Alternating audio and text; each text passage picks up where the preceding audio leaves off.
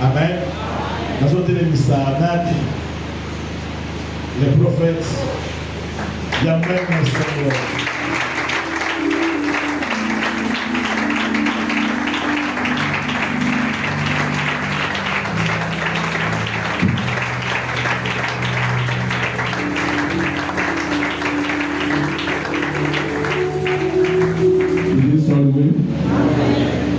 Nous prenons les Saintes Écritures,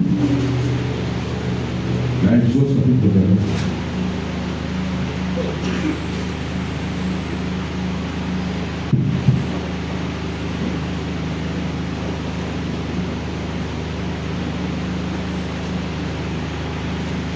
Nous prenons le premier verset, nous sautons au livre.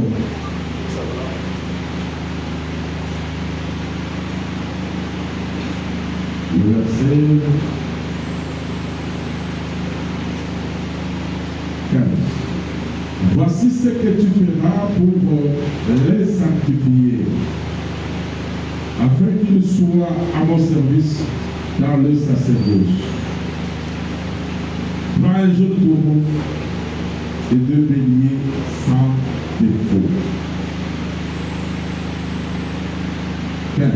Tu prendras l'un des béliers, et Aaron et ses fils poseront leurs mains sur la tête du bélier. Et tu égorgeras le bélier, tu en prendras le sang et tu le répandras sur l'autel tout autour.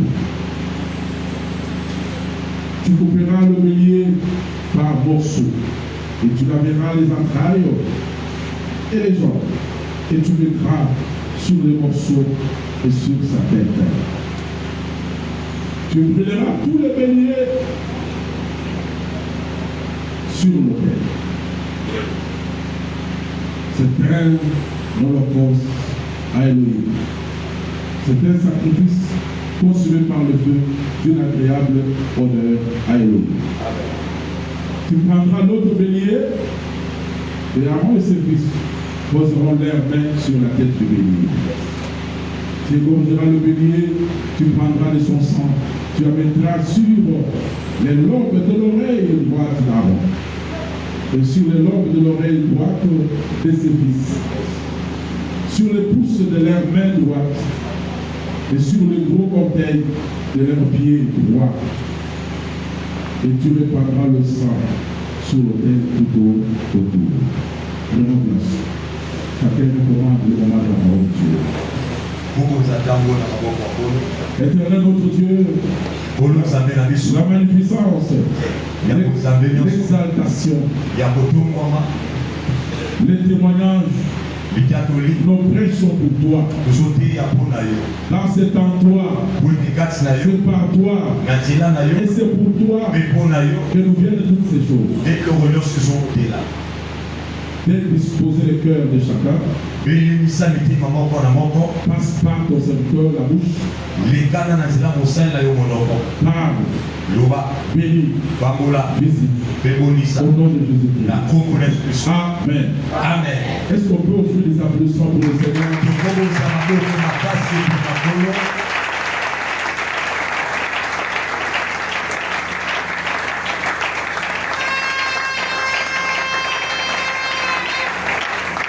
Je vous salue dans le nom du Seigneur Jésus-Christ.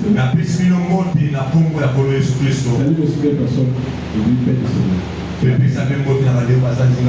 de toi que la paix du Seigneur te soit.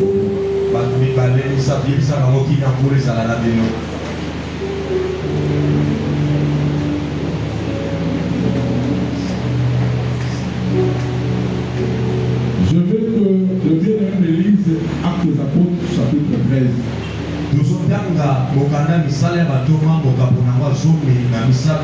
Verset 1er, 2, 3.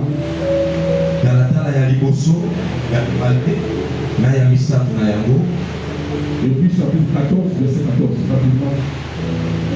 Pour que je commence, continuons avec notre sujet, le bélier de la consécration. Actes des Apôtres, chapitre 13, verset 1er, 2e et 3e. Il y avait dans l'église d'Antioche des prophètes et des docteurs. Barnabas, Simeon appelé Michel, Lysius de Cyrène, Manahem qui avait été élevé avec Hérode, l'Étrétat et Saul. Pendant qu'ils servaient le Seigneur dans leur ministère et qu'ils gênaient, le Saint-Esprit dit, mettez-moi à part Barnabas et Saul pour l'œuvre à laquelle je les ai appelés. Alors, après avoir gêné et prié, ils s'imposèrent les mains et les laissèrent partir. Actes 14, verset 14. Les apôtres, Barnabas et Paul, Merci. Que Dieu soit loué. Zambé Akumisaba. Le bélier de la consécration. Moi, na même Yabobo Zambé. J'avais dit le premier jour, Na Lobaki Mokolo Yambo.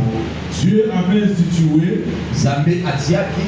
pour que Aaron et ses fils, Obeko Eke Alo Nanabana Naye. qui étaient dans la sacrificature, Basaki na Katsa Bonganga Zambé. pour qu'ils puissent commencer leur service, Wete balekana kobanda mosala na ba. appelé autrement ministère. Ope na ndenge mosusu kobenga lotomo. C'est ce qu'on entend parler du sacerdoce. Le sacerdoce, c'est les services sur le ministère. Nde owana toyokaka koloba bonganga Nzambe eza nango kaka lotomo. Et chez Dieu, Pe epai na Nzambe il y a le sacerdoce du matin, eza na bonganga ya tongo. comme le service du matin, Lokola mosala ya le tongo. ministère du matin. To pe lotomo ya Parce tongo. que Dieu a un jour, dans son jour, il y a le matin et le soir. Po ezamba saka na mokolo moko na mokolo na ye tongo ezali pokwa pe ezali. Et le sacerdoce du matin, c'est Aaron qui était le souverain. Pe bonganga Nzambe ya tongo ezali alo na nga azali nganga Nzambe mokonzi. Fils de Lévi, troisième fils de Jacob. Mwana ya Lewi, mwana ya misato ya Yakobo. L'enfant dont Elohim avait disponibilisé, Mwana oyo Nzambe abele misaki. avait mis à part, Atiaki pene pene. afin que tous ses descendants Katina ete bakite na ye. soient à son service, au service de 12 tribus d'Israël. Basala na mosala na ye na mosala ya mabota. Même Moïse est sorti de la maison de Lévi. Atako Mosi abima na libota ya Lewi. Et les sacrificateurs étaient les fils de Lévi, les fils d'Aaron. Pe nganga Nzambe azalaki mwana Lewi mwana ya Alona. C'était un sacerdoce lié au sang. Ezalaki bonganga ekangama na makila. Et Dieu a institué ça Pe Nzambe atiango ezala. pour que le travail commence. Wete mosala ebanda. Pour tout souverain sacrificateur Mpona nganga Nzambe et mokonzi tout nyonso. sacrificateur, Pe nganga Nzambe fils de nyonso. Lévi, Mwana ya dans Lewi le sacerdoce lévitique, na kati ya bonganga ya Balewi aaronique, ya on Alona. peut appeler aussi cela mosaïque. Tokobenga ngo mpe ya Mose. Il fallait prendre 3 animaux. Ebongaki kozwa banyama misato. Les 3 animaux, Banyama nous misato. allons de les lire. Ototi kotanga. Il y a le taureau. Ezali na ngomba mobali. Le taureau qui est le bœuf, appelé autrement le bœuf. Ngombe oyo tokobenga toro to tokobenga pepe. Mais il y a aussi les 2 béliers. Eza mpe na bameme mibale. Que Dieu vous bénisse. Amen. Suivez-moi bien. Kopesaka matikola na malamu. J'ai aimé l'introduction du prophète. Nasepeli malamu na kotela ya mosakoli. C'est comme si on était ensemble. Neti kaka tozalaki elongo. Aujourd'hui, comme nous sommes avec vous là, Lelo ndenge tozala bino awa. parce que nous sommes dans la marche Po ete toza na kotambola vers la reconnaissance kino na kondimisa ou la confirmation to mpe bobonzami du ministère de l'homme de Dieu, ya lotomo ya moto na Nzambe qui est un prophète. oyo azali mosakoli. Je lui ai dit dehors, je lui ai dit dehors, Na libanda na lobi na ye j'ai eu à consacrer des ministres, ngai na konza Ils sont des enfants. oyo bazali bana même certains qui sont plus âgés. mpe basusu koto baleki ngai na mbula. Mais la facilité, Dieu, donc Dieu m'a parlé de lui, mais pas devant de lui. Kasi bopete oyo Nzambe alobelaka nga mingimingi mpo na ye Au travers les fils sortis des entrailles de l'apôtre Emmanuel. na nzela ya mwana oyo abemi na likiopo ya toma Emmanuel Mbiye. Donc c'est un homme réellement toloba ete ya solo aza moto ya solosolo qui a cet don ministériel d'un ministre prophète. oyo aza na lotombo wana ya libosakoli. Que Dieu soit loué. Amen. Quand on s'est vu pour conduire l'invitation, Ntango tokutani mpona kosolola nango etali mbiangama il était accompagné de ses fils ici. Les autres. atambolaki elongo na biso bana na ye mpe basusu. Quand je priais pour qu'on s'entretienne, donc nazosambela po ete tobanda lisolo. je l'ai vu vêtu en peau de poil. Namoni alati poso ya bapwale. Aujourd'hui, comme il y a le modernisme, Les gens ne savent pas que la toison, comme les poils de brebis, ce sont ces poils-là ce sont ces poils qui sont récupérés pour faire les tissus de certains manteaux. Je l'ai vu vêtu dans ces manteaux-là en poil. D'une manière luxueuse comme une star. Une star du monde. Alors on me dit qu'il monte. Et il monte. Et nous, comme étant des prophètes, ça m'a expliqué, ça m'a allégé la tâche qu'il est à son temps, vous devez reconnaître son ministère. Amen. Mais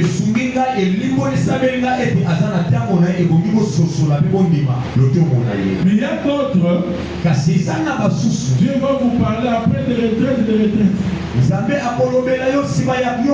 lui, avec facilité. J'explique ça. Un jour, Élie le 18.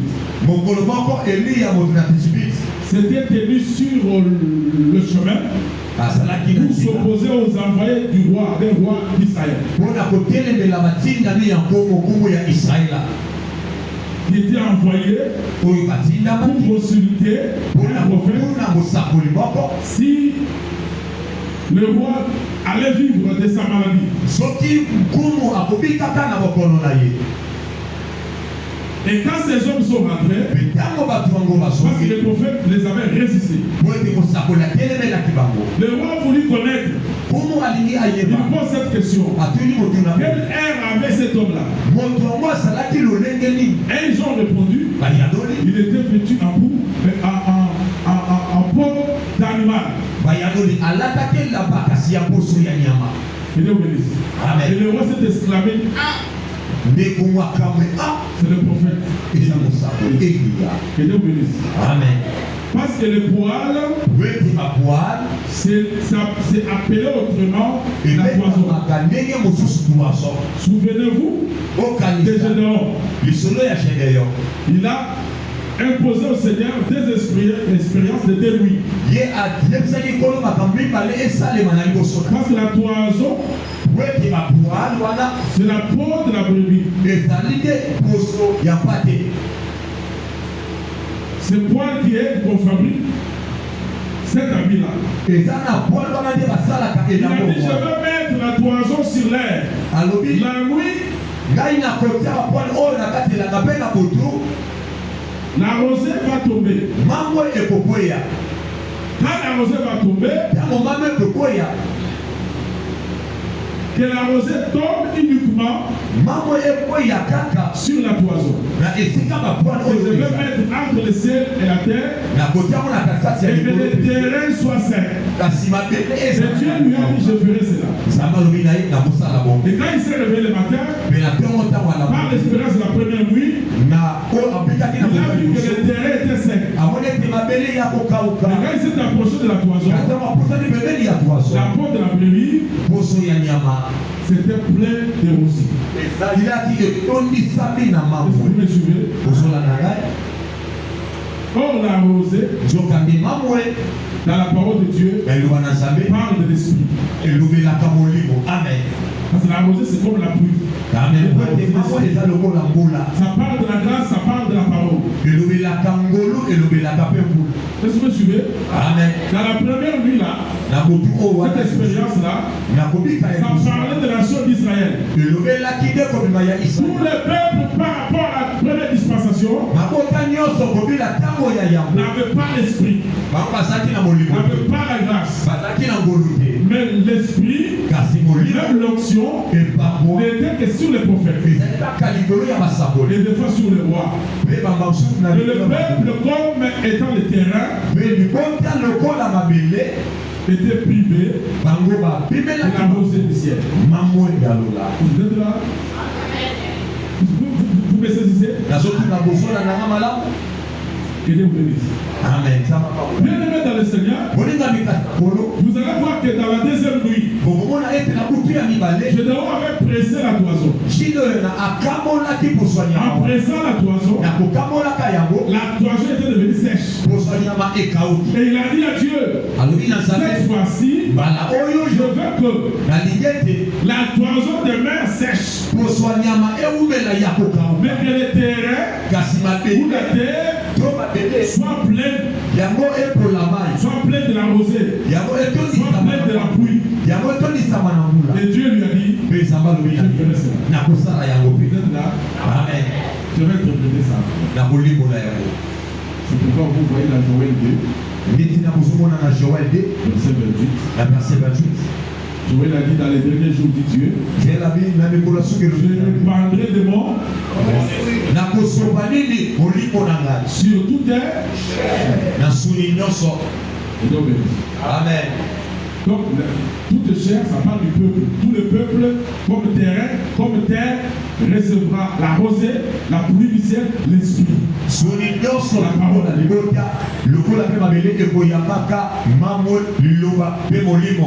la Pentecôte, tout le peuple, par rapport à la promesse de Joël, il y a une accomplissement. Amen. Est-ce que c'est bien? Amen. Et puis pas. On a qui met l'eau pour l'eau, alors on a l'état de toujours en face. Nous avons fait dans vos pétillons, pour qu'il faut qu'on les. Parce que les il y a pas ça, il y a ça, il y a sentiment de nous. Amen. Amen. Nous avons envie pour nous taper à ça de l'ensemble. Pour nous le coup de foulard, le coup de ressources. Mais tata la Bible, attends la Bible, la Bible. Amen. Amen. Mais le temps où il y a eu la grâce ministérielle de la prophète, ils ont dû fabriquer. Amen. Amen. Dans le pays, dans mon acquis à l'ati poso, dans la poêle. Donc, elle a mis dans la poêle. Il y a qui pour ma casse, le lait, ma star, balaka, étoile. Dans ma star, la musique à l'année. Puis la pizzeria pour ma star, pour la bonne voix, la salle de publicité. Dans la Paris, à la Cameroun. Parce que là, je vais m'envoyer dans la français. Pour la lata, peut-être, oui, pour la star. Au début des stars, il y a une star, le Seigneur Jésus-Christ. Amen. Jésus-Christ. Et lui, le quoi? Il y a des mosotos. Parce que mon thé, il peut aller à la moyenne. Mais mon moyenne, il y a mon mot qui tombe. Amen. Hein? Amen.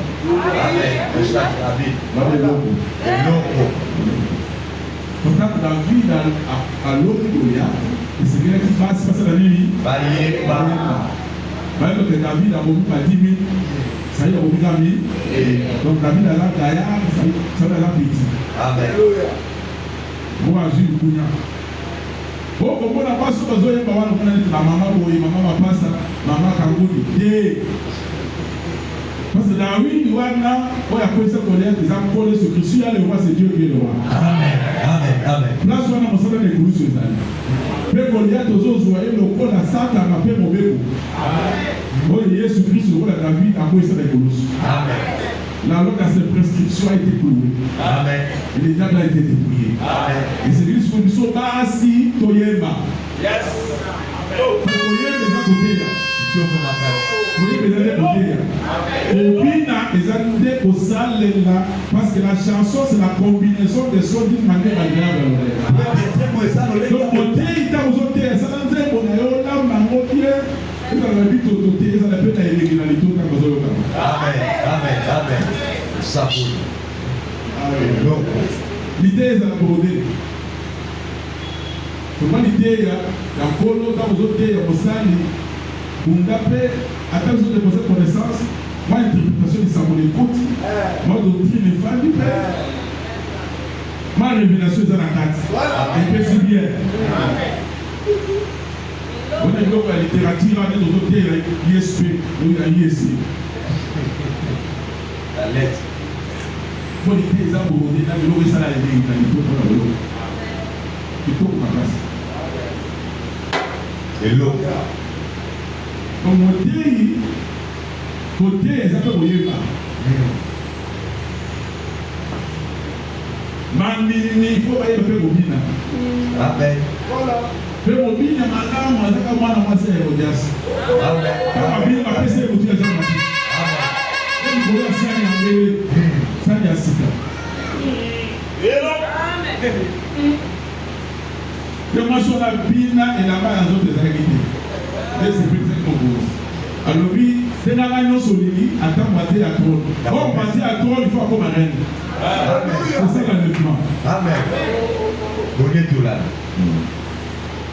Ce que c'est une attaque à trop. Donc, moi, c'est un gars. Donc, Hérodias, moi, Hérodias, c'est l'église du Seigneur. Amen. Amen. Pourquoi Jacques a dit, ne vous connaissez pas seulement entendre. Vous soupez la Mais mettez en pratique. Faut mettre en pratique et ça te copine. Amen. Conformément à l'oyégo. Mais l'oyégo, madame, c'est une combinaison de choses d'une manière agréable. Amen. Donc, mon Dieu, il y a ça, l'oyégo. Jésus a dit, l'oyégo est terrible. Donc, comment on a eu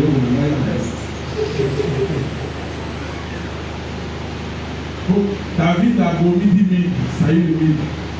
Mais David est d'un colote. Amen. Saül a ça, Moïse. Donc il y a ça petit par rapport à colote. Mais il y a ça qui peut ça, il y a ça qui peut moins mille, il y a côté au 10 000.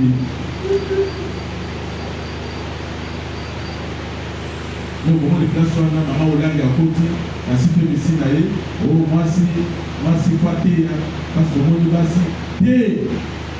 L'écriture, on a besoin de l'absorber. Elohim dit une parole, les femmes messagères, soyez une grande armée. On a pris chez nous. Femme messagère, elle a passé de l'été. Parce que mon thé à solo, à la moto, et au bolo, à Kata, il est au mobile. C'était l'ennemi. Or, l'ennemi qui a battu la commencé à mon cause. Amen. Amen. Et c'est la qui tomate et on a évolué à la qui est venue pour couler. On a ça dans les lots, on peut se faire un massacre. On peut se faire un lot, on a des lots. Alléluia. Amen. Donc, à monter, on peut le voir si ça vous peut le voir si. Donc, à monter, on peut le voir si ça va si c'est masse. Là, c'est masse qui est la parole de Dieu. Amen. Hey! Loco.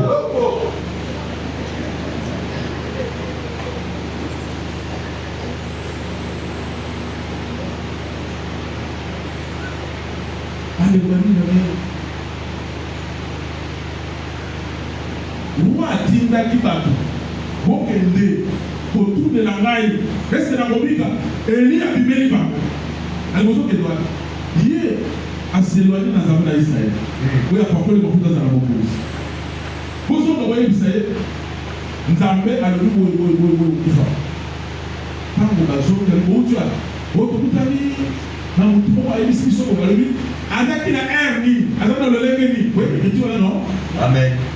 alaki poso ya nyama. Donc mosakoli alakaka poso ya nyama. Parce que poison ezalaka adresse ya rosée. Donc la rosée qui est l'esprit, qui est la parole de Dieu. Donc liloba la nzambe il faut pas jouer le rôle de pas mosakoli. Amen. Amen. Amen. Amen. Azaka na idée ya te face à la peine à makambo na nguya. Amen. Puis dans les saponi makambo ezali nyonso so comprenez ministère.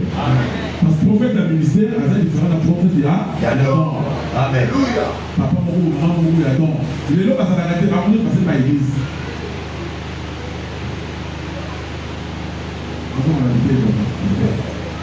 Donc on n'a pas pour le savoir. Sur la lingala balobaka un prophète appelé Thomas Mosako.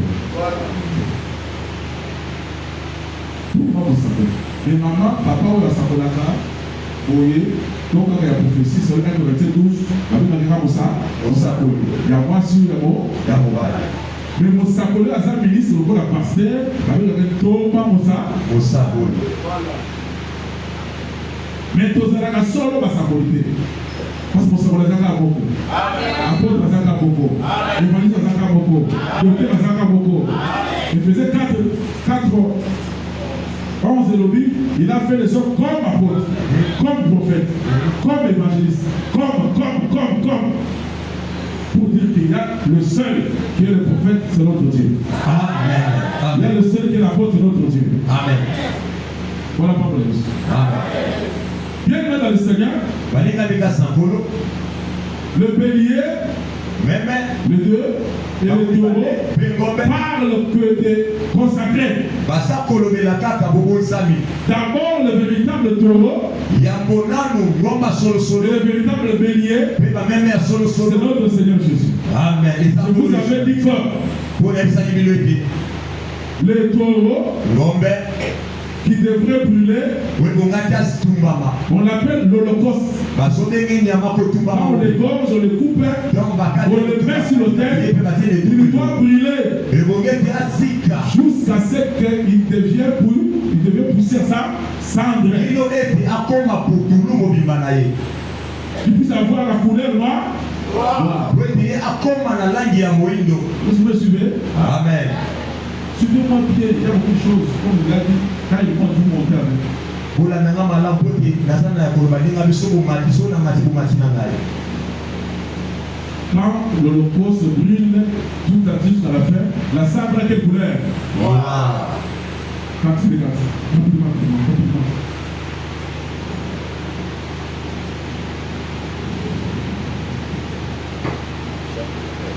Premier. Verset 4, 5. Kanti, chapitre 1er, verset 4. Entraîne-moi après toi. Nous courons. Mais manga na sima na yo mwasi azoyebisa mobali na ye Salomo yo zala liboso ngala ezala nde na nsima ngala ezala liboso yo nsima na nga te yo zala liboso parce que Salomo c'est notre Seigneur. Amen. Le véritable roi, le véritable Salomo c'est notre Seigneur. La sagesse est infinie et variée. Amen. La Slavie dit entraîne-moi derrière toi. Kumbaka na simana. Nous courons. Tozokima. Le roi m'introduit dans ses appartements. Dieu a plusieurs appartements. Il a plusieurs grâces. Même dans les choses des Écritures. Dieu est là, il y a plusieurs profondeurs. Même dans les choses sociales de ce monde. Tu peux être dans une cuisine, tu crois que tu es déjà arrivé. Tu as plusieurs chambres. Laisse Dieu être au devant de toi. Laisse l'esprit être devant de toi. Il t'amène. Vite. Le roi m'introduit dans ses appartements. Nous nous égayerons. Nous nous réjouirons à cause de toi. Verset 5. Je suis noir, mais je suis belle. C'est cela. Je suis noir et je suis belle. Fille de Jérusalem. Oui. Comme les tentes de Kédar. Comme les pavillons de Salomon. Il y a beaucoup de choses à parler. Quand tu es là, pavillon de Salomon, c'est ça. Ne prenez pas garde à monter noir. C'est ça. Nazali Mouindo, mais Nazali Kito, Kitoko. le roi la tête à Kédar, on a sauté. Le la pavillon, on a sauté. Nazali Mouindo, mais Nazali Kitoko. Donc Kitoko, pour Nazambé, il faut ça la potion Mouindo. Amen. Pour Nazambé, sa beauté, c'est la couleur noire. Amen. Ne prenez pas garde à monter noir. C'est le soleil qui m'a brûlé. Moi, c'est tout le monde pour comment on se oui, il y a Windu. Que Dieu vous bénisse. Amen. C'est pour ça. Pépa. Qui dit ça? Mon théologie à propos de la grâce. Moi, je suis sur le baquet. Nazan Windu, Nazan Kito.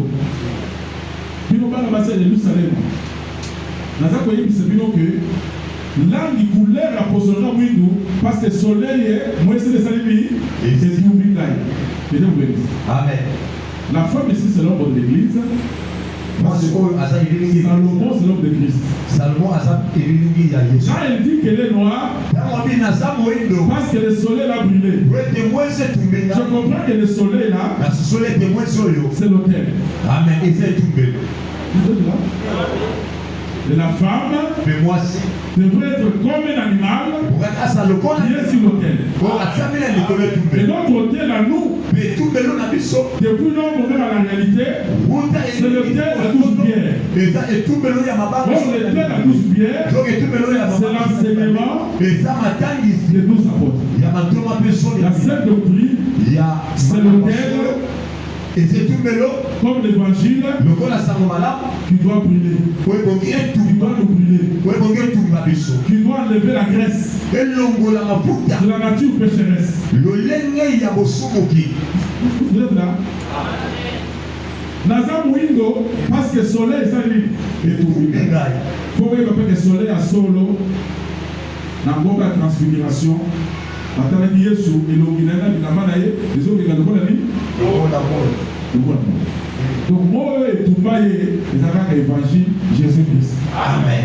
Yesu na Yesu. Amen. Que Dieu bénisse. Amen. Par là vous comprenez que le taureau là, Umela awa bososoli ete ngombe oyo. quelqu'un que Dieu a appelé, Moto nzamba bengi. il doit passer par le feu. Eboga letela na moto. Il doit être brûlé Atumama. par le feu. Na moto. Vous êtes là? Ozali awa. Soyez ici, suivez. Ozala awa bolanda ngai. Donc l'autel, Doloba ete etumbelo. Jésus l'a dit, prenons. Matthieu 23. Rapidement, rapidement, frère.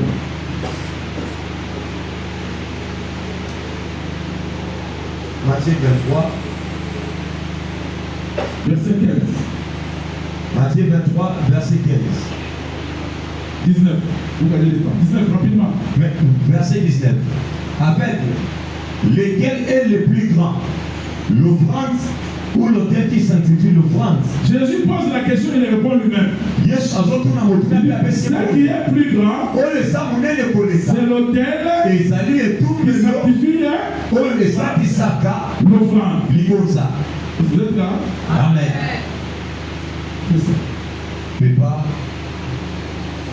Que ce soit l'église, ezala eglise chacun de fidèles, moko na moko que ce soit nous les ministres de Dieu, tope bamelotomo na nous nzambe sommes d'abord tous le royaume des arts. esacrificateur tozala Chaque mia enfant de Dieu, c'était ça.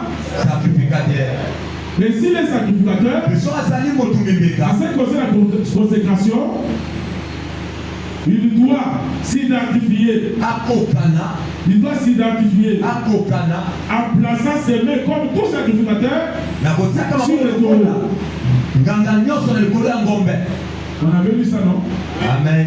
Mettre la main sur le taureau, kotia maboko likolo Aaron l'a mis, alona tiaki même ses enfants. ata kobana na Et ye si l'église biso te eklesi est un royaume de sacrificateurs, ezali kota banganga chacun de nous, moko na moko dans cette image, na kati ya dans elili cette oyo scène hautement prophétique, na elobeli oyo ya lisakoli oyo il doit aussi, esengeli par cet ombre-là, na nzela ya elili avoir mis oyo sa main. atia maboko Sur le dos. na likolo ya ngombe Donc quand on met la main sur na quelqu'un, moto akotia loboko Paul likolo a ya dit à ngombe Timothée, toma lobi na ne Timothée. pose pas la main sur quelqu'un komama loboko te likolo ya ngombe après précipitation. na lombango nyonso Parce que tu vas participer. po ete yo okokota Quand la main est sur le taureau, ntango loboko eza likolo le ya ngombe sacrificateur nganga nzambe participe aza kokota à la mort de l'animal, na kufa ya à l'écoulement du sang. na kotaki ya makila Donc il s'identifie loba ete quand akokani l'animal est sur l'autel. ntango nyama aza likolo Donc etumbelo lui aussi il est sur l'autel. ye mpe aza likolo etumbelo Quand l'animal devient descendre, ntango nyama akomi putulu à la beauté, la couleur noire, akomi na bonzenga ya langi ya et lui aussi moyindo doit avoir la couleur noire. ye mpe bongi na ye aza na langi ya moyindo. Moi je dis amen à la parole. Amen. Ça veut dire que les taureaux, nalobaki ete ils ngombe devaient brûler sur le poste. oyo tokotumba mobimba D'abord, c'est le Seigneur Jésus-Christ. ya liboso eza kolo yesu Jésus a posé, a donné cet exemple. yesu apesi ndakisa yango. Et Dieu vous bénisse. Amen. Nous avons vu Jésus brûler sur l'autel de la croix. tomoni yesu kotumbama Sans crainte, abangi te il est mort akufi et il est ressuscité. mpe asekwi. Et il est encore plus utile qu'autrefois. Amen. Mpe azwi kotuya koleka liboso. Même ce matin, il est au milieu de nous. Amen. ata na ntongo leo aza kasi na biso Il est partout à la fois. aza bisika nyonso na mbala moko Parce que quand on devient cendre, po ete ntango toza kokoma les cendres, potulu c'est facile eza qu'il pete soit sensible au vent. po ete ememama ta na mopepe Si tu prends le cendre, soki ozwi tu potulu souffles, ofuli yango tu libères l'air. soki obimisi Le mopepe symbole aussi du vent, le cendre est maniable, le cendre est flexible, le sable ira là où tu le pousses par l'air. Or, le vent, c'est aussi l'esprit. Amen. Pour qu'un enfant de Dieu, ou un serviteur de Dieu, un ministre consacré, soit sensible à l'esprit, il doit passer par la mort. Il doit passer par l'œuvre de la croix. Il doit passer par la parole. La parole sur l'autel. Il doit le brûler. C'est pourquoi Romains 12 dit, offrez vos corps comme des sacrifices vivants. Et l'apôtre ajoute, c'est un culte qui est raisonnable. Si tu dois bien raisonner pour entrer au ciel et vivre avec l'esprit de sur la terre, être vainqueur, être puissant, Dieu est avec toi, tu dors avec Dieu, tu te réveilles avec Dieu, tu sors avec Dieu, tu retournes avec Dieu, on te combat, on n'arrive pas à te vaincre, on souhaite ta vie. Comme sacrifice sur l'autel de la parole. C'est un culte raisonnable. Amen. Parce que vous le savez bien, quand l'homme de Dieu parle en symbole des hommes spirituels, il dit que dans l'église, il y a l'homme animal, il y a l'homme charnel, il y a l'homme esprit. Un homme animal, c'est un homme qui a un corps adamique. On doit le voir dans le monde, pas dans l'église. Quelqu'un qui n'a pas cru en Dieu, pas en Jésus-Christ, c'est un homme animal. Parce que sa vie n'est pas la vie de la piété. Vous êtes là? Amen. Parce qu'il n'est pas mort avec Christ. Pour ressusciter avec lui. Mais dans l'église, on peut trouver l'homme charnel et spirituel. Vous êtes là? Amen. Le taureau comme bœuf, c'est le Seigneur Jésus. Je vous avais dit qu'il a été dit dans la loi, pas un voleur, vole un bœuf, il doit restituer combien? 5 bœufs. Pour le bœuf, 1 Corinthiens 9, verset 9 et 10. L'apôtre Paul dit, on ne peut pas fermer la gueule du bœuf. Quand il travaille dans le champ. Il dit que Dieu ne faisait pas souci de bœuf. Il parlait de nous, ses serviteurs. Donc le taureau ou le bœuf, c'est le serviteur de Dieu. Et le premier véritable serviteur de l'Élohim, c'est Adonai Yehoshua Jésus. C'est pourquoi à la montagne des Oliviers, dans Actes chapitre 1er, la Bible dit quand Jésus montait, il louait l'avait dérobé. Ils ont tous dit louer l'avait dérobé. Oh, dérobé c'est volé. Dans un sens c'est volé. Donc la louée, c'est le voleur qui a été attrapé. Et la loi devrait le poursuivre. Et je crois que la louée, c'est lui le Père. Israël a été conduit par la louée. La louée c'est le Père. C'est Elohim lui-même qui avait volé, qui avait dérobé le véritable serviteur qui était dans le monde, qui allait de lieu en lieu, qui faisait du bien, guérissant tout ce qui était sur la pluie du diable. C'est le acte 10, verset 38. Le bœuf est là, l'ouvrier est là, Les serviteurs là, qui annonçaient la bonne nouvelle du royaume, qui ramenaient les morts à la vie, qui guérissaient les malades. C'est notre Seigneur Jésus. Christ. Amen. Il a été dérobé, amené là-haut. Donc le voleur, il devrait payer 5 heures qui sont les Éphésiens 4:11. Les prophètes, les apôtres, les évangélistes. Nous sommes aussi des bébés. Et vous êtes là. Donc, un véritable ministre, c'est un bébé. Quand on le regarde, on doit constater qu'il est passé sur l'autel. Il a brûlé. Le monde est parti. Il est devenu une autre créature. Il a la beauté du ciel. Il reflète la piété de Dieu. Je vous avais promis que j'allais vous donner les tests pour que vous puissiez écrire, surtout sur le bélier. Le bélier, vous qui aimez la parole de Dieu, allez dans Genèse 22.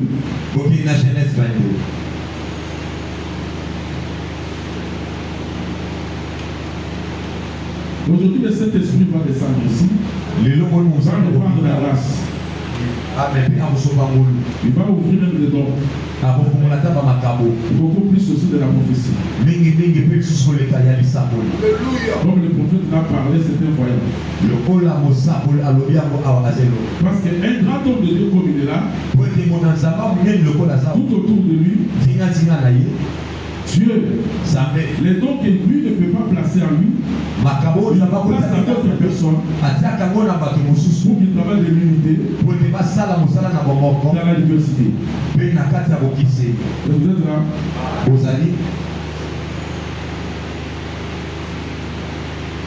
Le verset, on peut lire.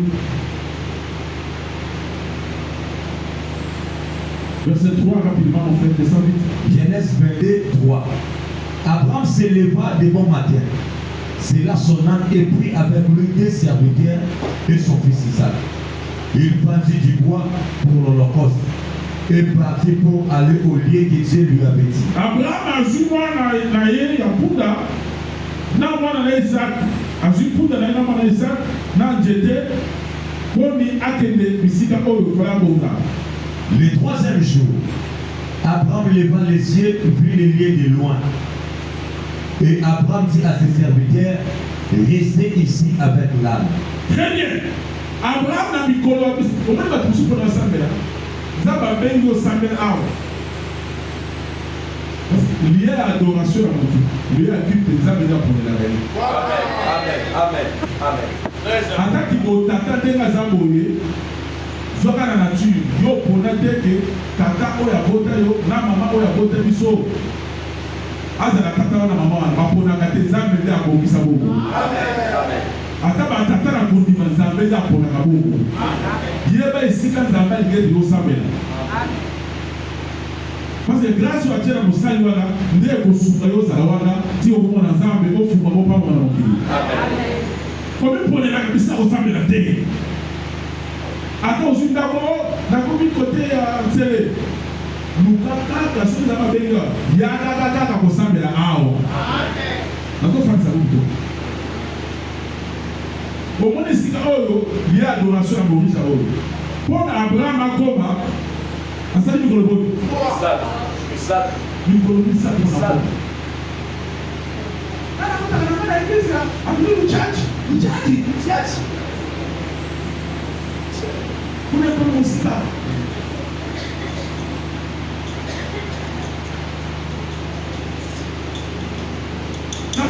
L'assemblée de ces Yamashiré, Mamie Machiré.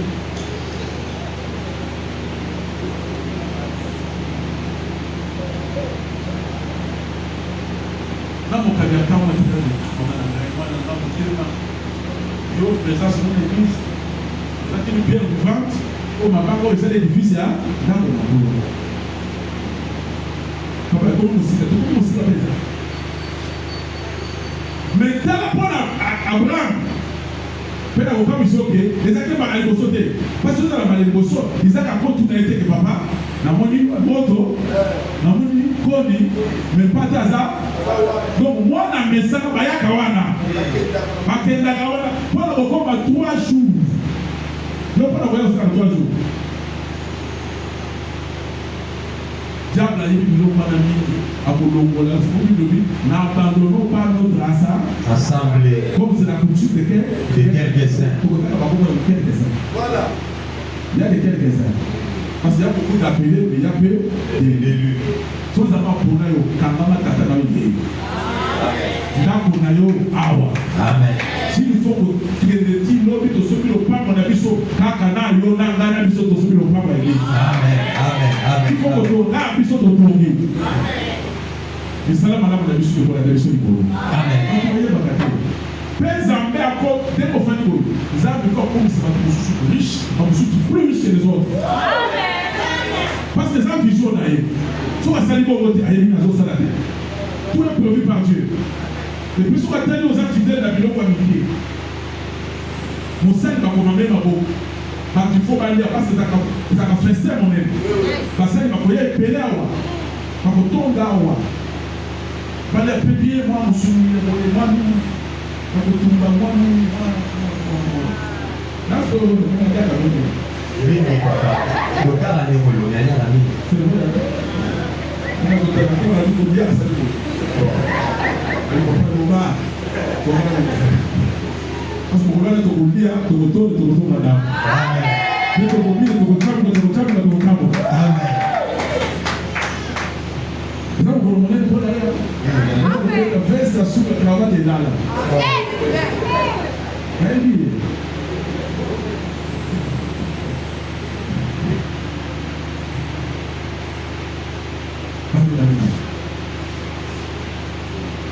Isaac a tout dit papa, pas d'hasard, donc Bakenda Kakuna. Père, si quand Zamba le met aux arbres, Bola Mweza, Mabeza, parce que ça va être épreuve. Dieu nous éprouve pour nous convaincre réellement pour avoir la table. Amen.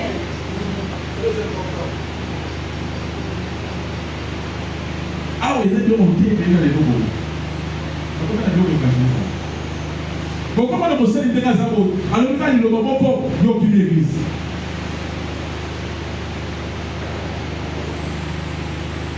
Mosala Nzambe, Nzambe sur la paix Basali, Amatao. Mosala Nzambe, et Zaka Mosala Yamakina, la famille. Aro Asala Kana Bananaï. Amen. Yepe, Azara Aro, face à la Kana Bananaï. Amen. Bananaï, Azama Nazoto, parce que Makila, ils ont appelé l'idée. Amen. Son enseignement des autres qui parlent pas beaucoup.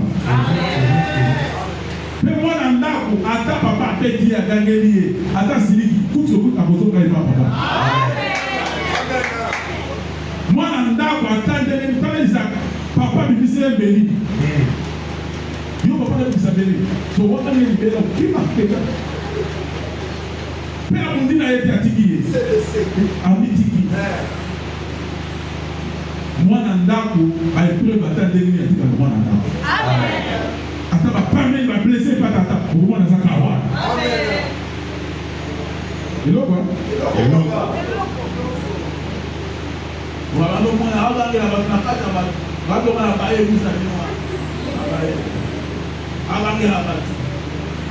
Oh, est-ce que la bataille va tourner?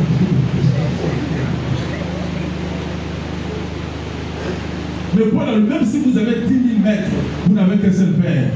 C'est moi qui vous ai engendré par l'évangile. Amen. Il faut s'appeler dur dans l'amour. Dur.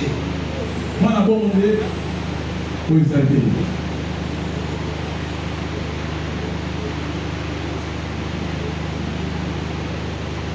Mais, vous allez d'abord mettre, vous allez d'abord mettre.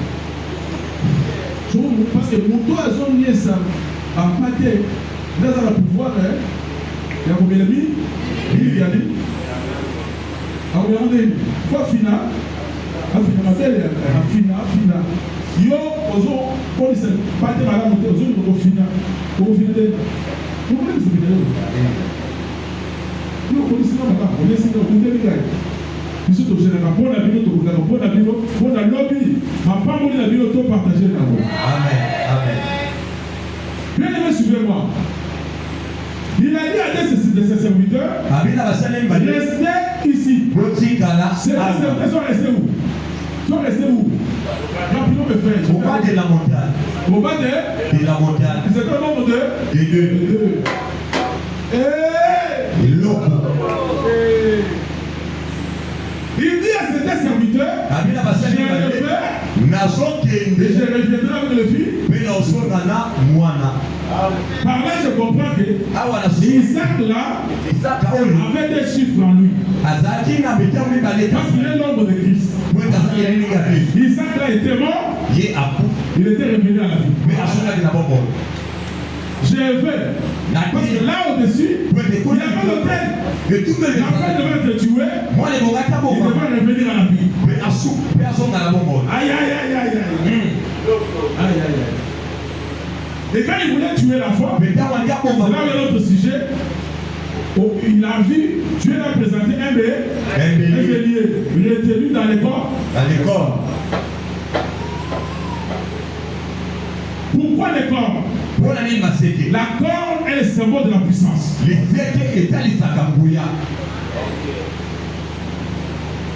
De la force. Il y a un temps où les cornes du véritable bélier devraient être retenus. Parce que les buissons là, c'est tout un homme. Les buissons, la voix sortait. La voix conversait avec Moïse. Enlève les souliers de tes pieds. La voix sortait du buisson. Et le véritable buisson, c'est notre Dieu. Amen. Dieu, des fois, il perd. Il accepte de quitter sa grandeur, d'être faible, pour partager avec les hommes. C'est pourquoi il connaît le vie. Souvent, je la main à mon bol là. C'est plein dans mon attaque à tombeau. Je la main à mon bol, c'est dans mon attaque à tombeau. Couverture des attaques à tombeau. Ceux qui peuvent voyer, c'est là mon bol là. Nzambe azaki mozwi amisalaka mobola mpona azwa mafuta na ye epakole nguye na ye apesa na masongoli ya ntango atongo ya ntango abonisi akomisa eli akomisa amo miriam mafuta na ye apesi bango elamba na ye me ntango ye moko aye fale bazomisila elamba na ye me ntango ye azwi elamba na ye aboni kotingama nango. Parce que la croyance que moi c'est à Potiphar, ça s'appelle l'église, il y a comme l'esprit. Moi c'est à Potiphar. Alors il y a Yosef, na semence na Joseph a bon que non. Là il a pas pris cette semence na gâté. Joseph na Égypte a tiqué lié là, et là-bas na yé. Joseph a quel moment? Mais on va les choix de nous, merci, il faut qu'il abimi moluku na mboka elamba etikala leke lokutana na mwasi ya Égypte Asnat ye l'homme de l'église du Seigneur. Amen. Joseph aza nkolo. Joseph batiaki na libulu babimisi na libulu ya citerne. C'est Jésus qui était mort qui est ressuscité. Bateka il peut bamalesite baye na ye na Égypte. C'est notre Dieu, notre Seigneur. Voilà azoloku. Amen.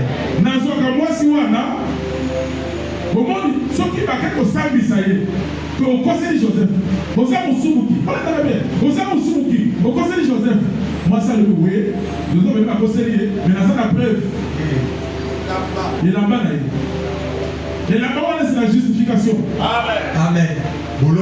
Et la parole est déjà pour l'homme qui ça hier c'est pourquoi par Romain parce qu'il n'a pas Jésus. Pour parler, parce que la nation. Josué il a pas Jésus.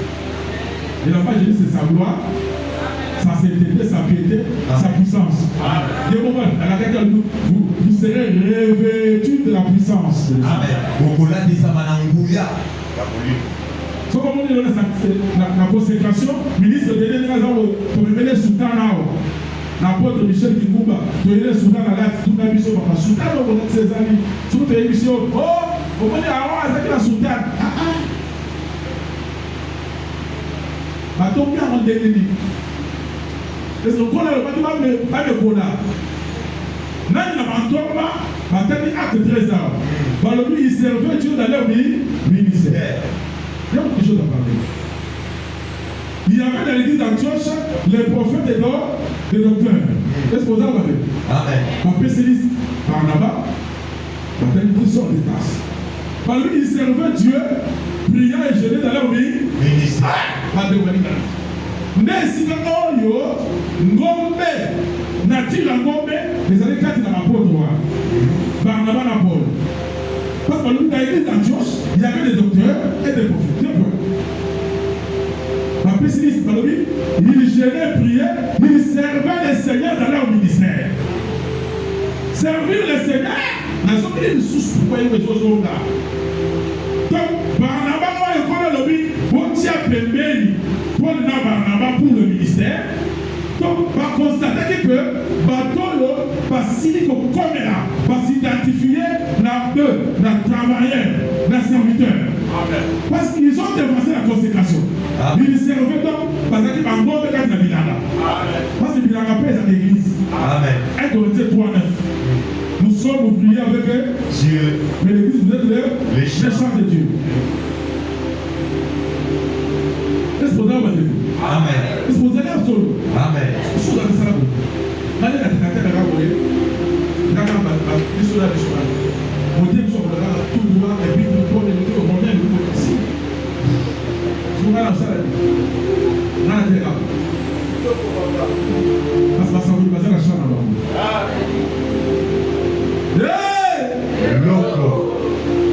Il priait et jeûnait.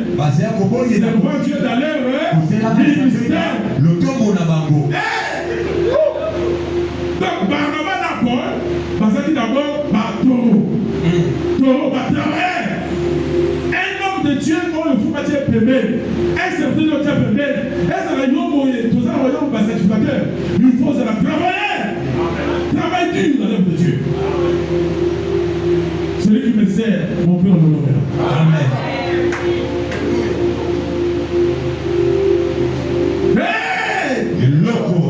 C'est pourquoi, tant que personne ne m'a ngombé, des fois, on va dire qu'on bimisa ça. Putain, il y a mes soumis. Bon, il fallait la sacrifier, vous savez, lui. Bonsoir. Regardez la dame de Deutéronome 18, verset 3.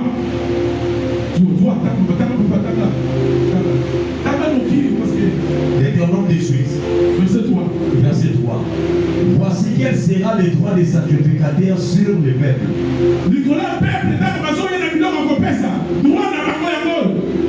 Sur ceux qui offriront un sacrifice. Un bœuf ou un agneau. C'est là où il y a les taureaux.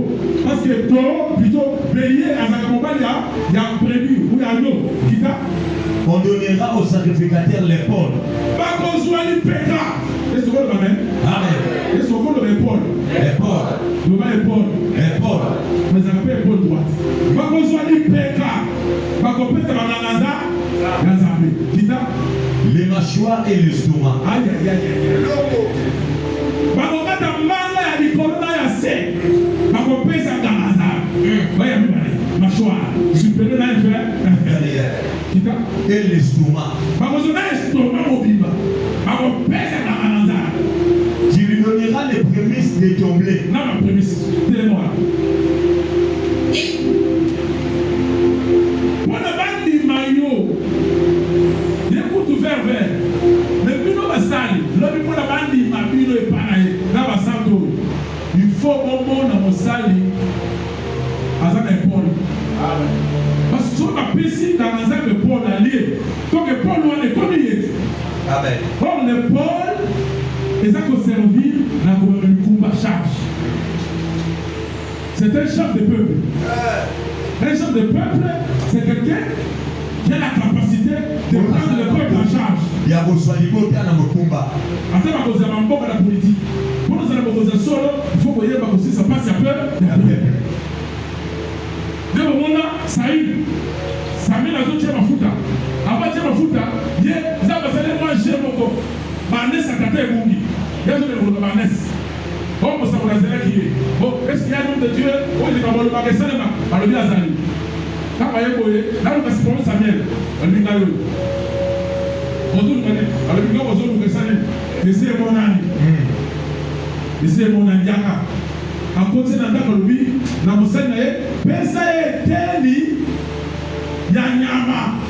Oh, l'ami et nous. Oh, tu vois, c'est là qui y est. Vous avez dit. Après, c'est dit. L'IPK. Un semaine. Après, c'est l'IPK. Oh, l'IPK, après, s'il est.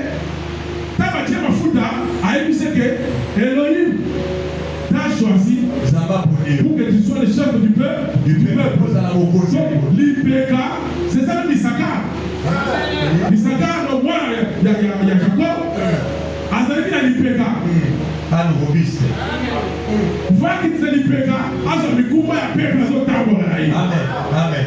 Mais le véritable Issachar, fils de Jacob, c'est notre Seigneur Jésus. Amen. Oui, on va venir, c'est moi. Vous êtes fatigués, surchargés.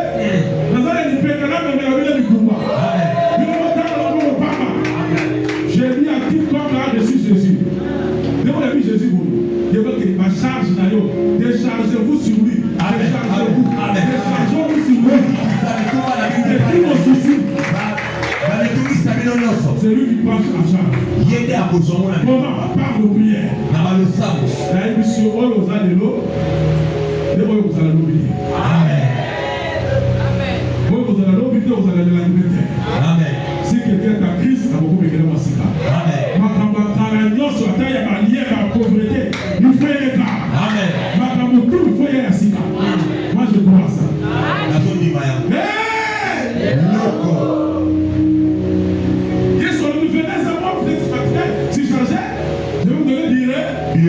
Mais quand ils sont graves, comment la moto, amener les Mikumba la moto, comment ils ont chauffeur à Zoé, Zela, Mosika, il n'y a pas si.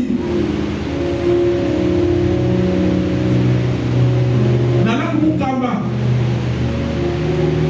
Nakajiba, Muna Kikwiti, Mambo, il m'a cassé pour tout ça, tu fouilles sur le monde. Quand tu as la main de l'autre solo, ça va visiter les mots. Amen. Alors, tu as le coup dans le monde. Amen. Chauffeur a dit, tu es hé! Côté. Oui, alors, tu poses à maman. Maman! Ok, on a dit, hé, vous savez, comment il va faire ce bruit? Laisse-moi en doigt, chauffeur a dit, Simi, il doit maman, maman, c'est la moto. Maman, vous avez toute la famille. Voilà, parce que chauffeur a dit, maman, famille, maman, l'obligation est que la moto kamawa. Ça fait un peu de bélier, à super du coup, le sous, à tirer un tout. Vous de bélier, pour là, et décharger hier. Hier, en tout cas, à su coller le sous, à tirer un tout. Je fais la chose qui était tête. Maman, là, ça va. Dis-moi, papa, là, on tout comme on a même un coup, on a tout dans la vie. Qu'est-ce que vous pensez? Les lois du coup, on a eu malade des autres.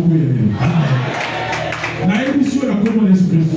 Pour le ramener, je te dis au nom de Jésus. Amen. Donc, mon salut, il faut allier libéré. C'est un certificat. Un ministre. Allez un peu mâchoire. Bon, mâchoire, les amis balais. Mâchoire à l'écolo, là, un. Et là-bas, pour broyer grain à blé. Je fais ça foufou. Souvent, ils ont un zoom pour coloquer des gens en zoom foufou. Et tiens, Makona, dès que les gens le bâti, j'ai foufou en zoom pour les gens à Bodola Liwa, Liwa Bima. Et Lika, dès le monde Samson, Naboloko, chez ma Philistine, abandon moudre les Azulika bleu. Seigneur aujourd'hui. Amen. Il faut maîtriser la loi et la grâce. Pour la habilité, de la loi au Témoignage. instrument. Donc, ma choix est de mon salut, il faut lire ma lomanasa. Mais pour la loi, il faut assassiner ma lomanasa. Asa na banga. Ma choix est en banga. Banga est en l'idée. Un homme de Dieu, ça ma choix à ministre. Parce que ma choix à Samson, de baptiser Malala. Il fait ça. De l'homme est là, à la grâce. Les paroles de la puissance. Car mon Dieu, il pèse à la maman. Parce que Paul a dit maman. Amen. Il faut se montrer du moment dans lequel Paul a dit que je souffre de douleurs de l'enfantement. Jusqu'à ce que les crises soient formées en vous. Mais comment Paul, il y a mon mari, a souffert de douleur, il y a Golgotha. Là, je comprends que l'homme de Dieu, c'est une maman. Maman, je dehors. Ça m'a passé. Parce que d'après la toile, on a dit, je dis, ma dit, Koto, il dit, maté. Koto, il vit les choses. Après, on ne mange pas la Koto. Pas de power. Pas de solution. Là, ils sont dans le soin au milieu. Moi, non, on a reçu au soin. Maman, je l'ai. Donc, le ministère, les hommes de Lola, il faut épée ça va de solution. Amen. Amen. Ça, c'est le lieu de la solution. Amen. Ça, c'est l'hôpital. Amen. C'est Bethesda. Amen. La maison de la miséricorde. Amen. C'est ici qu'il y a le mouvement de l'eau. Amen. Parce qu'il y a une ange qui bouge l'eau. Amen. L'eau des Écritures. Amen.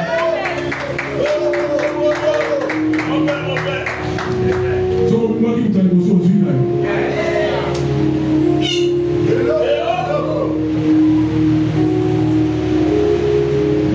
Ministre prophète.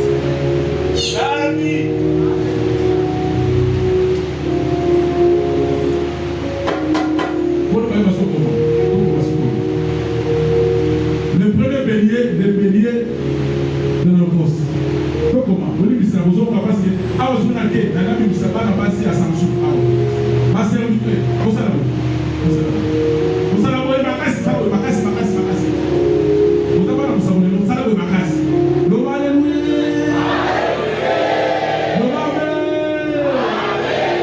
Alléluia, vous dit le coup est à la bonne encore.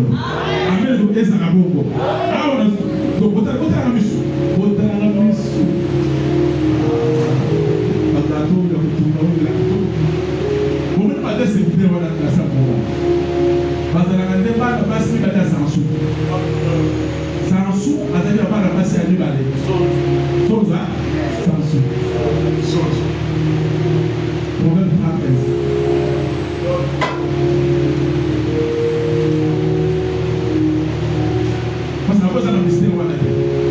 Il y a les secrets pour vivre la profondeur avec l'esprit. Vivre les œuvres de l'esprit. Il y a la profondeur. Amen. Je vais dicter. Après, vous avez dicté le numéro. Voilà. Proverbe 35. La Samson a deux filles. Sonzo, azana bana na ya basi biba, libale, kitoko ni. Donne. Bana baso bazana pesa. Donne. Pesa. Badoka kate pesa. Sonzo, azana bana basi moni. Libale. Bazana nini? Baliaka mingi basengaka mingi. Balibana. Trois choses sont Donne. Nalibala. Pesa. Misusu. Pesa. Badoka kate. Samsu, enfant de la potopoto. Amen. Maria na potopoto te. Afi ba kaka makila ya banyama na bantu. Amen.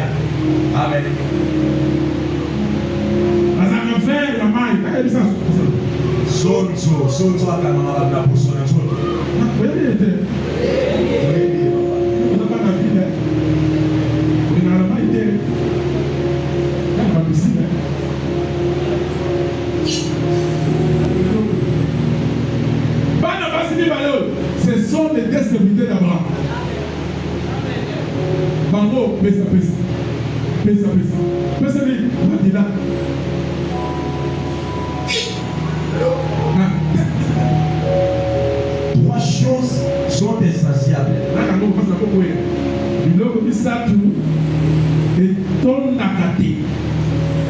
je ne dis jamais assez. Le séjour des morts.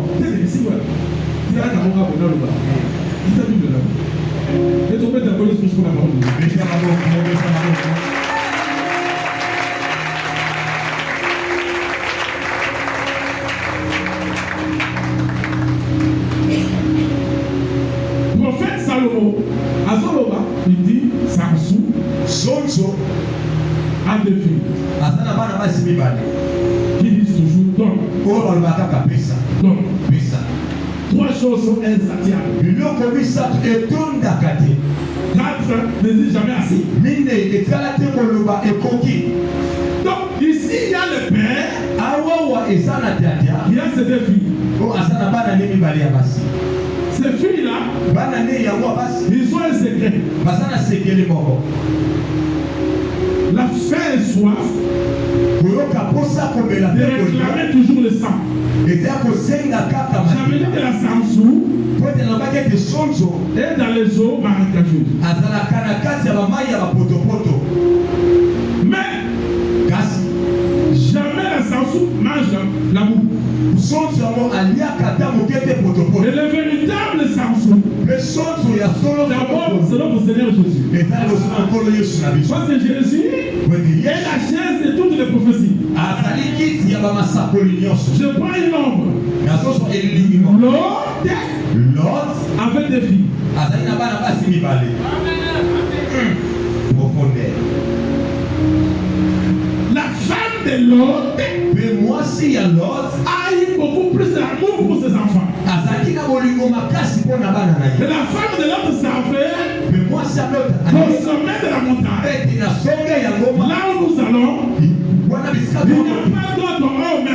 ezali na mobali mosusu Il y te. a un seul homme. Eza na mobali se moko. C'est mon mari l'autre. Eza mobali na nga. Mais comme j'aime mes filles, lokola alingaka moi je vais me sacrifier ngai nakomi boza par amour na bolingo pour nyonso devenir la statue du Seigneur. po ete nakoma ta ekeko ya Pour mungu que mes enfants, po ete bana na moi nga il n'y a pas d'homme là-bas. lokola kuna mobali Que leur père, po ete tata na qui est bango le créateur, azali mokeli soit leur mari. azala mobali na bango. Wow. Wow. Loko. C'est ça, Isaïe 54, verset 5. Oyo eza ezali 54 verset 7. Ton créateur mokeli na yo est ton époux. mpe mobali na yo. Ton père, Tata na il est yo aussi ton mari. mpe aza mobali na yo. J'ai dit Isaïe 54, verset 5. Ezali 54 verset. Likomi. Par là, je comprends que Awa na sosoli la femme de l'autre, mwasi ya Lot c'est toujours l'autre dans la faiblesse. aza kaka Lot kasi na botia. Si l'autre est notre Dieu, Soki Lot azali nzambe na biso, la femme de l'autre, mwasi ya Lot c'est Dieu dans la faiblesse. azali nzambe na Dieu botia. le Seigneur Jésus-Christ. Ndekolo Yesu Kristo. À la croix, Na il ekulusu a vu que amoni ete il n'y a qu'un seul homme. eza na mobali se Il moko. n'y a qu'un seul homme. Eza na mobali se Qui moko. dépasse les 10 000. Oyo aleki 10 000. Qui dépasse les 10 000. Oyo aleki 10 000. Qui est blanc et vermeil. Oyo atondisami na lokumu. Il est blanc, il est blanc aza pembe et vermeil. mpe ya kongala. Alléluia. Azala Paul, il y a Paul, il y a soleil, il y a Paul, soleil, il y a moi et tout, mais il y a Paul, pour qu'on a dit. La femme s'est sacrifiée par amour. Mwasi ye moko na bolingo nyonso Pour qu'elle devienne la statue du Seigneur. po ete akoma ekeko ya mungu. Et il faut faire attention. Mpe awa asala keba Il ne faut pas insulter cette femme-là. ofindi na mwasi oyo te. Oh, yo, kala, otala sima, okombe libanga mungwa. Keba, otingome. Mungwa ebingala kopola. Amen. Amen. Amen. Ministre prophète. Keba na mo, pasa lot. Azakala bozambe. La divinité. Azaka kole sur Christ. N'a monique, pas na basa bi malo, basa de peuple. Ba élu d'Israël, na ba élu la nation. Amen. Ne ba laisse me dire wala mabola bomba. Il faut que ya kufa, na kola libanga mungwa. Parce que libanga mungwa, yango de ezako engomé. Ah. L'engomement. Kopekisa oboli. Engomaki cadavre ya Jacob. Alléluia. Là où sera le Amen. Amen.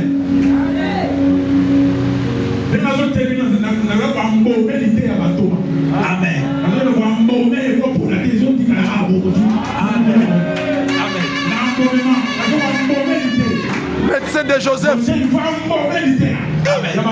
Ah.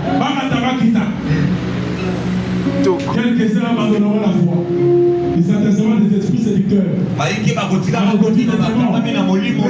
de Dieu, Dieu les connaît. J'ai 700 qui n'ont pas fléchi les genoux au devant de Baal.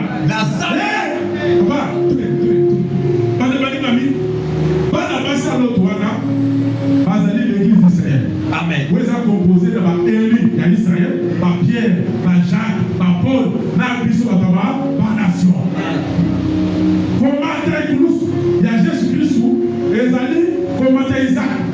C'est pourquoi on lit la Bible. Puis sur le rôle de Isaac, nous sommes les fils de quoi? Des promesses. C'est ça, non? Oui. C'est ça, non? Oui, oui. Vous, comme les Isaac, vous êtes les fils de la promesse. Et la promesse. C'est Galate 4. Donc, Isaac a quelqu'un, c'est l'homme du Seigneur. Quand dans la chair, il fera Koufa. Oh. Amen. Amen. Quand dans l'esprit, il fera son pour la patrouille. Oh.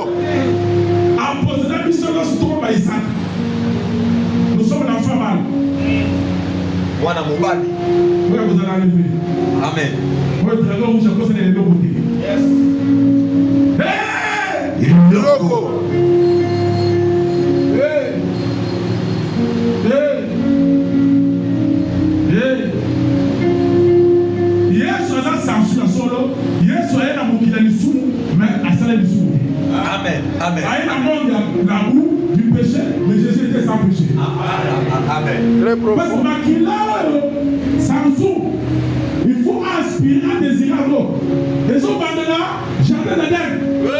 Tant Adam a souki, appelle parce que le sang, c'est la vie. Le sang, c'est la vie.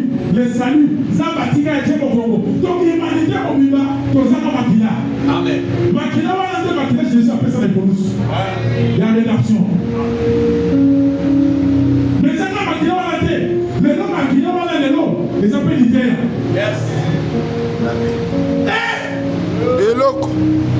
Yes, on oublie, vous en Petro, na oyo, au Tico. Koyoka.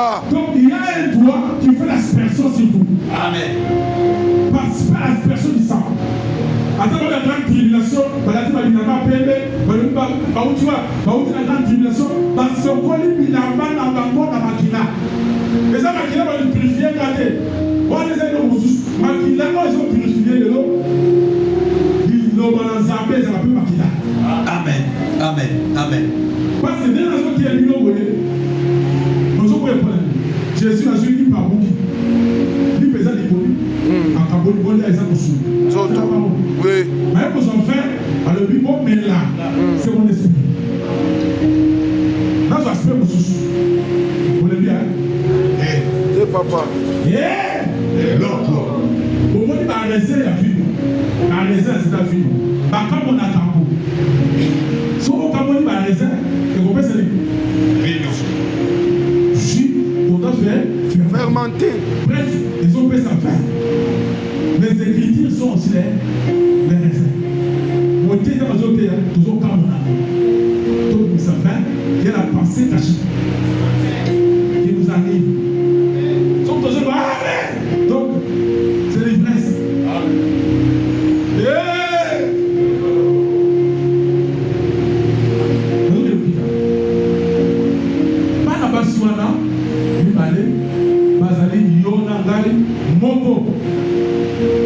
C'est l'ensemble de la Baïli Yabana. Que ceux qui sont loin et ceux qui sont près. Massaïso, Corbo, Moko. Maintenant, Zambé a été un peu secret. Monter une consacrée, pour moi, l'ensemble de nous sont consacrés. Parce que nous avons un sacrificateur. Il faut que ça là, Nanzala, Naposa. Zala Naposa. Et les gens, c'est là qui nous fait. Et c'est mon Zala, quand il sera Wete, Isaba. Psaume 63, verset 2. Avant de vous dire, je vais vous dire. Psaume 63. Prenez le premier secret. Regardez-moi. Tout ça là-bas. Tout ça là-bas. Est-ce qu'on va mettre dans ma caisse là-bas? Amen. Là, dans ce prophète, ma caisse, il y a Bibi dans Bethel. Bethel, nous avons passé la grâce de Bethel, du moyen de groupe de prière, et au bout de la scène de l'eau, le bon livre, c'est là que je suis.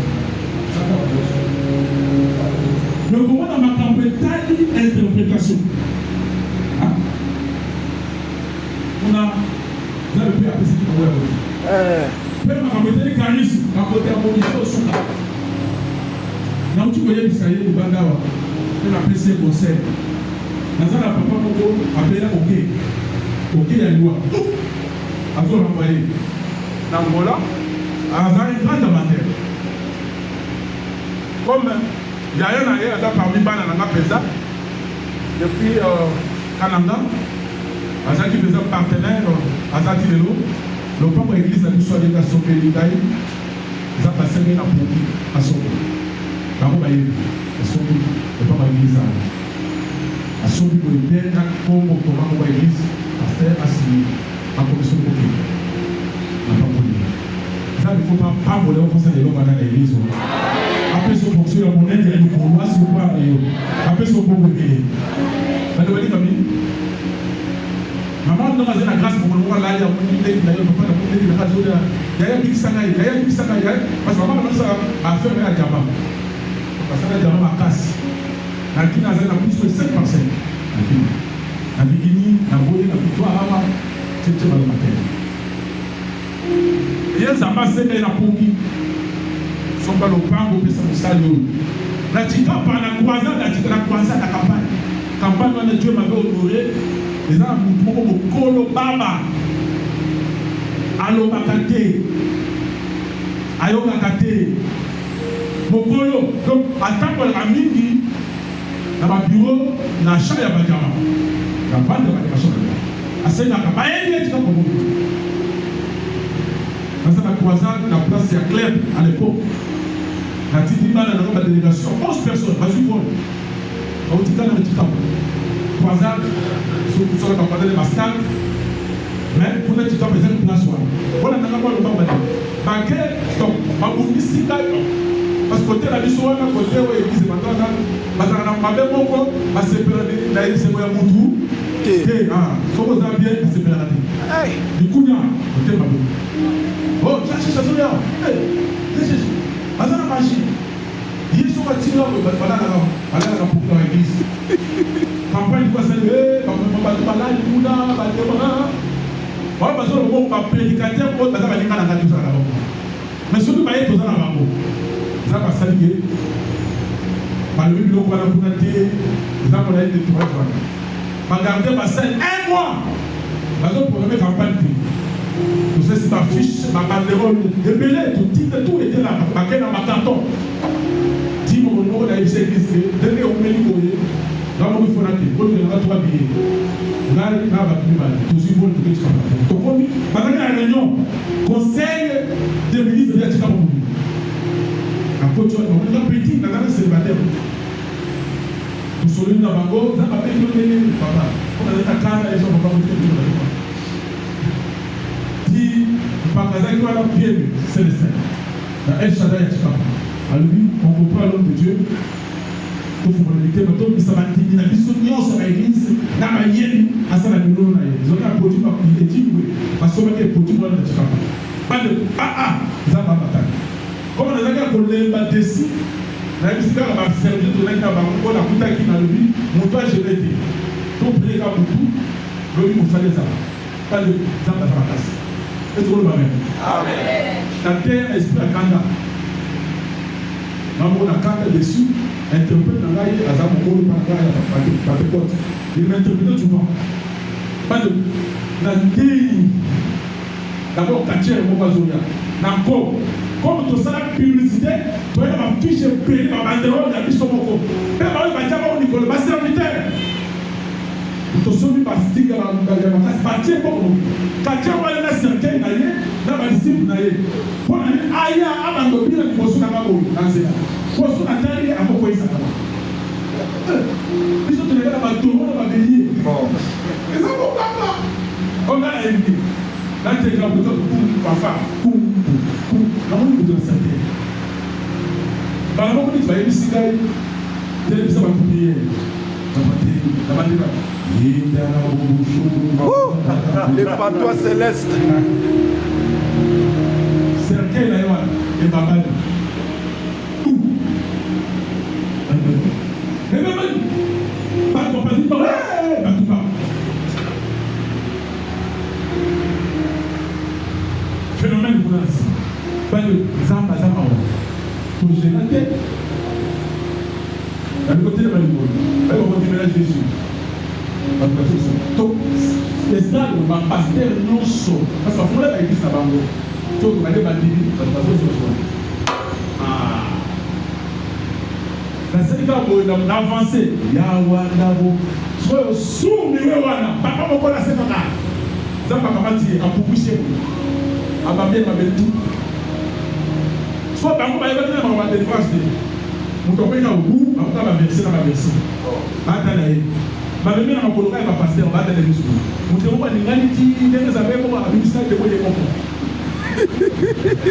mo bibi mutu ko boli biso so ba ngoma lobi c'est ça ka suri we atoye ni kama tele papa hein loba yesu fumu interprète ka ici papa tika na yo aïe na to Baba Lobi, miracle originel de l'évangile. Miracle authentique. L'évangile authentique. Dans les chante, pourquoi vous avez dit le Magilien en tout cas. À l'époque, vous n'avez pas toujours parlé de la un grand chanteur. Géant, c'est lui qui tenait la louange. Alléluia, ton fan, nous sommes en campagne ici. Et c'est comme le chef de ton fan qui va passer par plein. Ton fan qui va 3 heures du matin. Elle dit maman, où est-ce que vous avez mon colo, Ayobi, ça qui met le lot. Jésus est vivant, il est ressuscité. Alléluia. Aujourd'hui, et puis je te dis, alors on va s'en aller là. Tata wana tabo ya lobi ngai si pona kufa na salon prophète ba bibisi ngai ngai ko ngai na ki te para kate o ata na résidence mondaine na liberté parce que fini passer les pour demander ba bibisi na problème te on a mis tout bilé ko na ko ba bibisi o ba che na salon na kit so ba che ba yo on a des gens qui ont tantango. Na isi bandini, na on fait seulement les 37 jours. Mais là, bah tout 3 mois pour vous. Peut-être bagarre, les mois la campagne à porte. Parce que les temps de jeunes, pas ça même. On va taper la porte. Équipe sur continue. Tout semble là, vous imposerez les mêmes malades. Les malades seront guéris et l'autre. Tout semble là, malade des hospitaliers. Pour tout le monde, on va dans le monde. Aïe le côté, maman Mokolo, à un endroit que tu dois malade, n'a pas de voyance. Ce qui a le bilan n'a pas été fait. On te voit en voyage.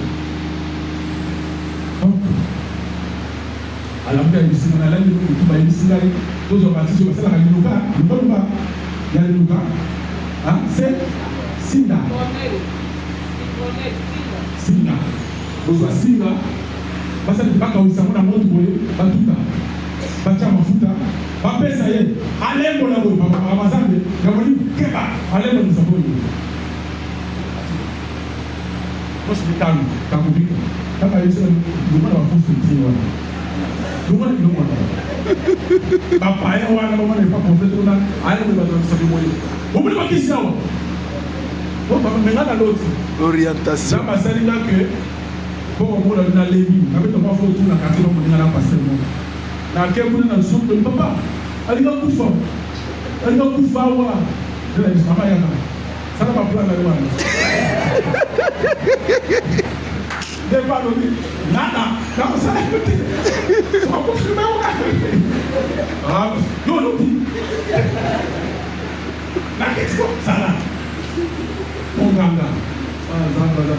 Alléluia. Dès que vous mettez à la canne, parce que doctrine. Mais aujourd'hui, c'est comme un adventiste. Ah, bah, tu vois les Jéhovah. Mon livre, le Bagati, et au bien Tagati. À 7 kg, voilà. À un an, 100 000 ans. Maman, la 100 000 ans, c'est pas la salle à la jeune, donc il peut essayer. Avant de nous la gagner. Papa, on a tout à l'heure.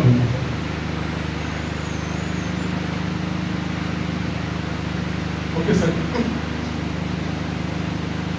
Qui est l'homme obéissant? Acclame pour Jésus.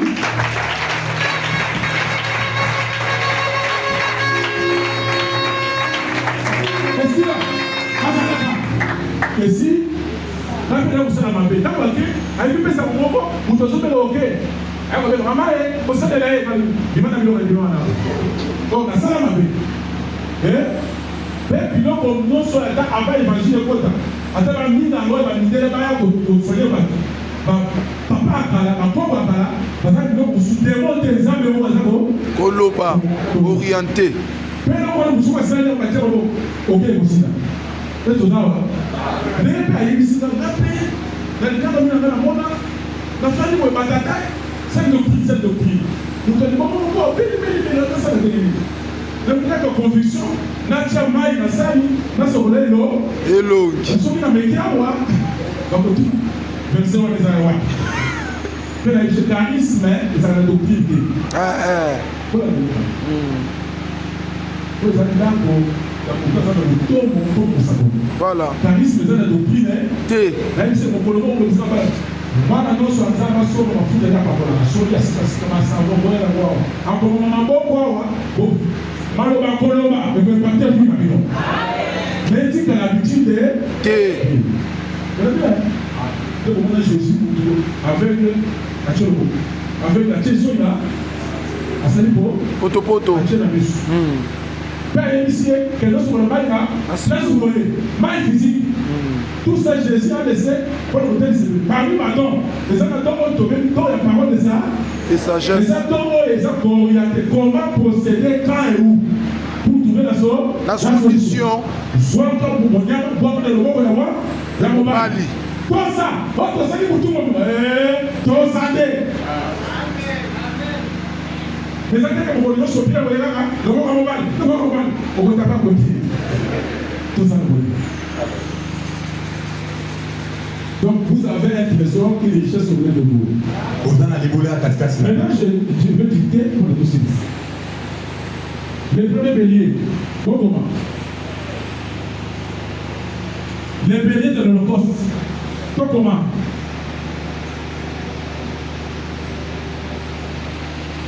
Signifie tout simplement l'homme de Dieu consacré, entre parenthèses, tout enfant de Dieu comme sacrificateur, qui est consacré aussi, l'Église est consacrée à Dieu. Son œuvre.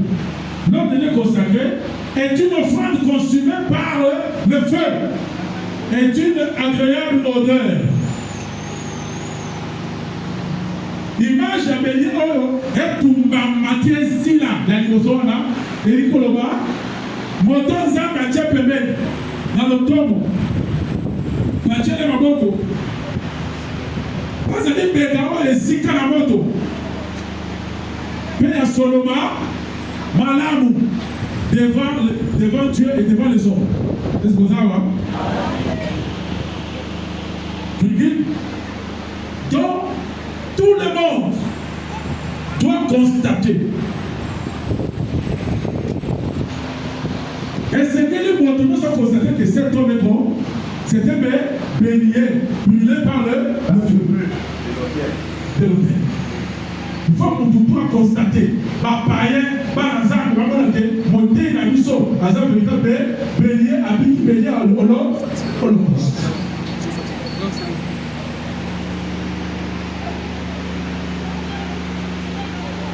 Autrement dit, comment? l'autel de la parole. L'autel de quoi? De la parole. Qui est le symbole de la scène doctrine.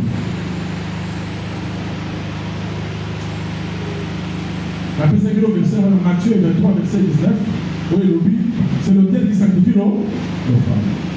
L'autel, c'est la parole de 12 apôtres. L'offrande, c'est nous qui devons offrir nos corps comme des sacrifices vivants.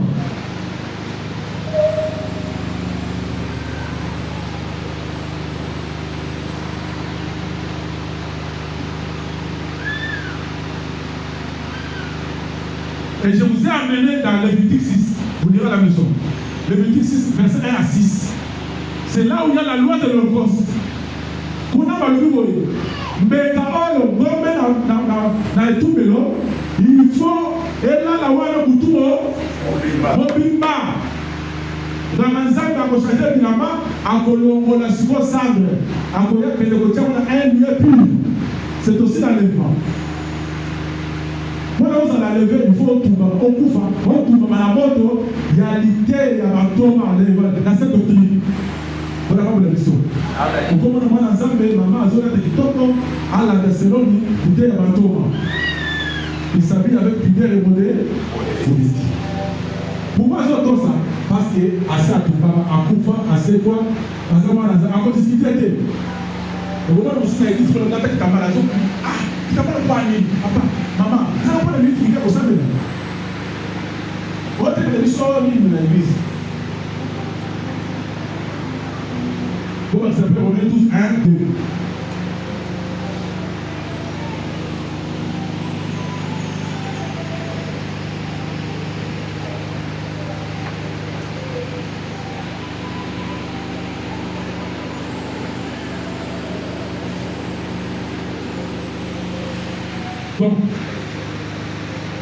Donc, il est aussi ça. La bélier, il y a la consécration. Matthieu 3, aussi ici. Matthieu 5, on avait déjà parlé de ça. Hein?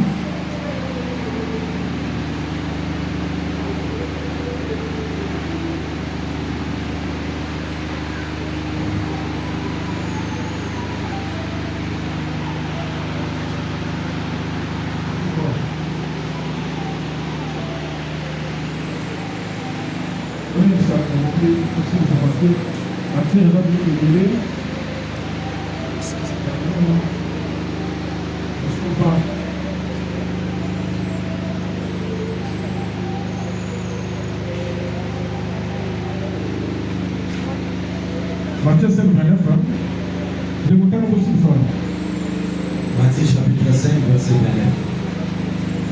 Si ton œil droit est pour toi une occasion de chute, arrache-le et jette-le loin de toi. Car il est avantageux pour toi qu'un seul de tes membres périsse et que ton corps entier ne soit pas jeté dans la chair. Est-ce que vous Amen? Ça va vous.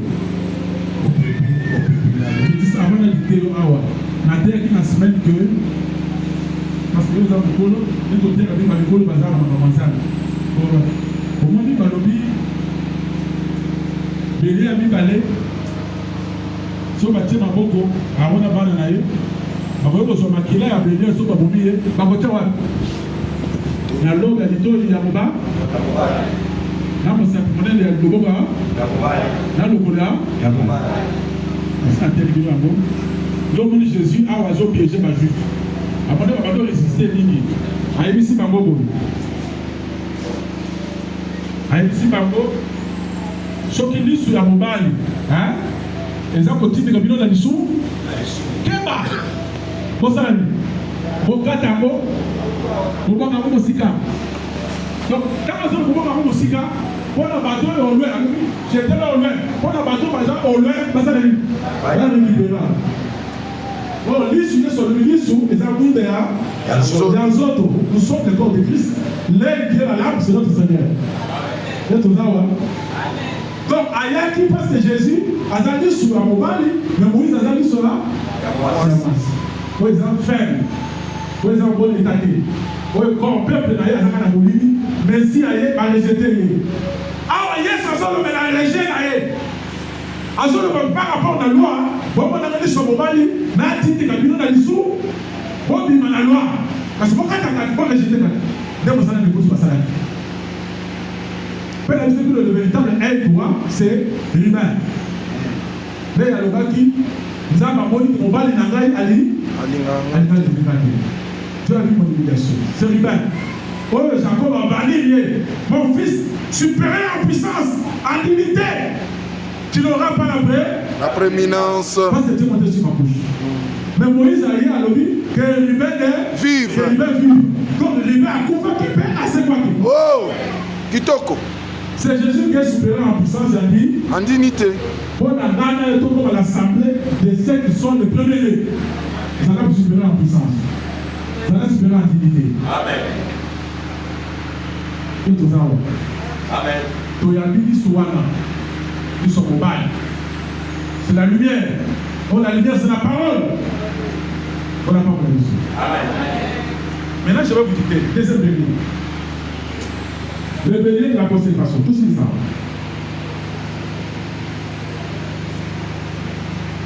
Ici, Dieu nous démontre qu'un homme de Dieu doit être consacré à Dieu. Durant toute sa vie sur terre. C'est ça. Bongo. Il est le bélier là. La force que Dieu doit mettre en lui. Même la force physique qu'il a, il doit se consacrer à Dieu. Toute sa vie. Il doit être voué au service du Seigneur. Comme l'était Jésus-Christ lui-même. Dévoué. Est-ce que vous avez? Amen. Le dévouement veut dire il doit s'abandonner totalement entre les mains du Seigneur pour son œuvre. C'est ça le bélier de la porte et la consécration. Amen. Dans la Bible.